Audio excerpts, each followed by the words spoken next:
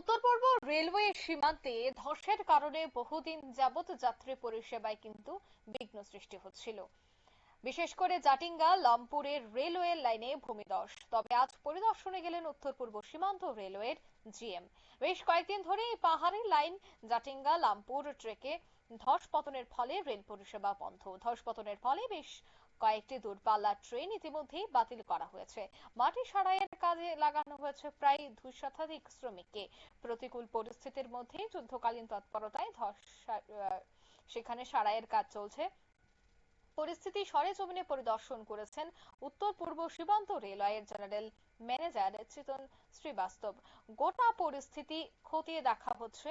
গোটা পরিস্থিতি খতিয়ে দেখে রেলওয়ে বিভাগের জেনারেল ম্যানেজার চেতন শ্রীবাস্তব জানান যে জনসাধারণের যাতায়াতের পরিষেবার কথা মাথায় রেখেই তীব্র থেকে তীব্রতর গতিতে রেলওয়ে ট্রেকের মাটি সারাইয়ের কাজ চলছে।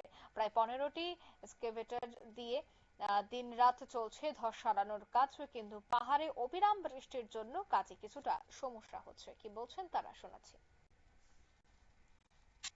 খুবই খারাপ, এই পাহাড় ধসে ধসে গাড়ি বন্ধ, গাড়ির লাইন লেগে আছে। দেখুন এখানে তো শুধু এই ছোট গাড়িগুলো, সামনে গেলে অনেক বড় বড় গাড়ি লাইন লাগানো আছে, মাল নিয়ে নিয়ে বসে আছে। কেউ কাঁচা মাল, কেউ পাকা মাল। কাঁচা মাল নষ্ট হয়ে যাচ্ছে।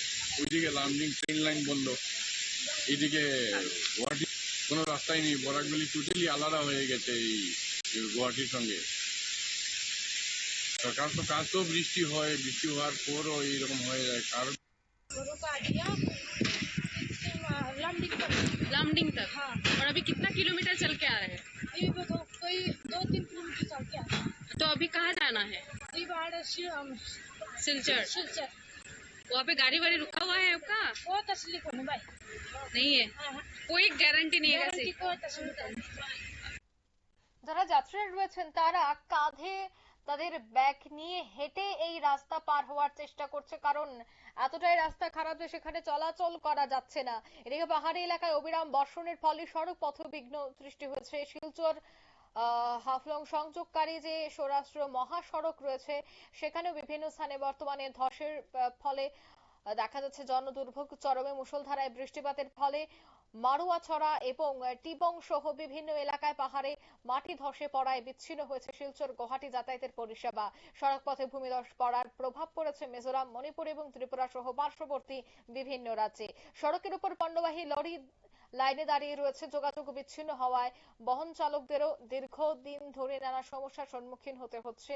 এদিকে সড়কে জমে থাকা মাটি এবং পাথর সারাইয়ের কাজ চললেও বর্ষণ অব্যাহত থাকার ফলে পতন সামলাতে হিমশিম খাচ্ছে বিভাগীয় কমিটি। নিয়ে নিচ্ছে ছোট্ট একটি বিজ্ঞাপন বিরতির সঙ্গে থাকুন।